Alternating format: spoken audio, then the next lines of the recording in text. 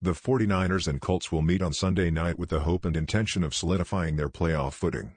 It's been a rocky start to the season for the Niners, who are expected to welcome Jimmy Garoppolo back from his calf injury. Injuries have hit the Colts, as well. Wide receiver Paris Campbell, foot, landed on IR, and T.Y. Hilton is nursing a quad injury, so he'll be hobbled if not out altogether.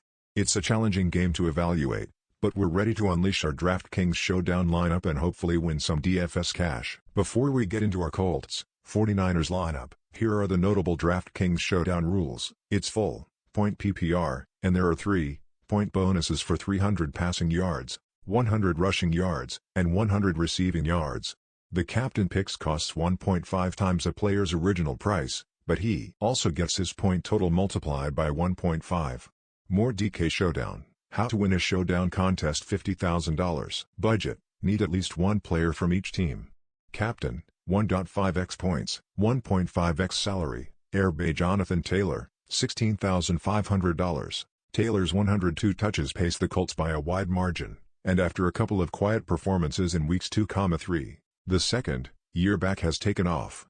Has produced 23.4, 34.9, and 31.8 DraftKings points, respectively, in successive weeks. Taylor is tied for third on the team in receptions, and we've seen him reel in as many as 6 catches in a game this season. With Taylor establishing himself as the centerpiece of this offense, Hess an easy choice for our captaincy in spite of the elevated cost. More SNF DFS, FanDuel lineup flex QB Carson Wentz, $10,200. The narrative surrounding Wentz has been a little more volatile than his actual fantasy production. Week 3 was ugly for Wentz, 7.8 DK points, but aside from that dud, his worst performance was 17.0 points, which came in a 31-3 blowout at the Texans.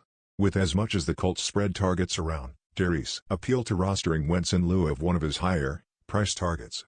Flex WR Deebo Samuel, $9,600. Not only is Samuel averaging 15.4 yards each time he gets his hands on the ball, but his 37 touches is second on the team. The Colts will certainly key on Samuel in their defensive game plan, but with George Kittle, calf, sidelined, head coach Kyle Shanahan will likely manufacture ways to get the ball in his top playmakers' hands. For those who want to differentiate from those naming Taylor as their captain, Samuel represents a worthwhile pivot. Flex Airbay Nyheim Hines, $5,600. Hines has been awfully quiet since scoring 18.9 DK points in Week 3. Has taken a backseat as Taylor embarks on his Year 2 breakout, but that doesn't mean Hess out of the Colts' plans. Hines is second on the team with 41 touches and has demonstrated an ability to score in all 3 phases of the game. Considering his versatility, it wouldn't be a surprise to see Hines serve as one of the key supporting pieces in what projects as a challenging matchup. Flex Damo Alley Cox, $5,200. The Colts employ a tight and friendly offense, but it can sometimes be tricky pinning down which one will emerge as the statistical winner in any given week. Still, we're going to wager our chips on Alley Cox. Hess scored 3 times over his last 3 games, and has been a much more active piece of the offense than fellow tight end Jack Doyle, who has seen all of 5 targets since Week 3. With some losses among the Colts' cast of pass catchers, there should be more targets available for Alley Cox and perhaps even another trip to the paint. Flex Airbay Trey Sermon, $2,000. There's no denying that Sermon is a wild card in this spot. His ownership will likely be quite low given the 0.7 DK point performance he delivered in Week 5.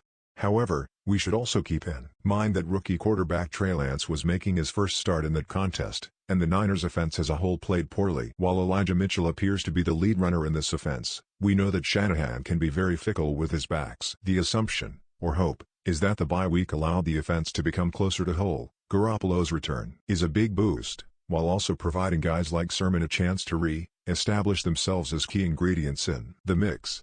After all, San Francisco traded up to select Sermon in the 3rd round of the 2021 NFL Draft. They're certainly not looking for reasons to keep him on ice,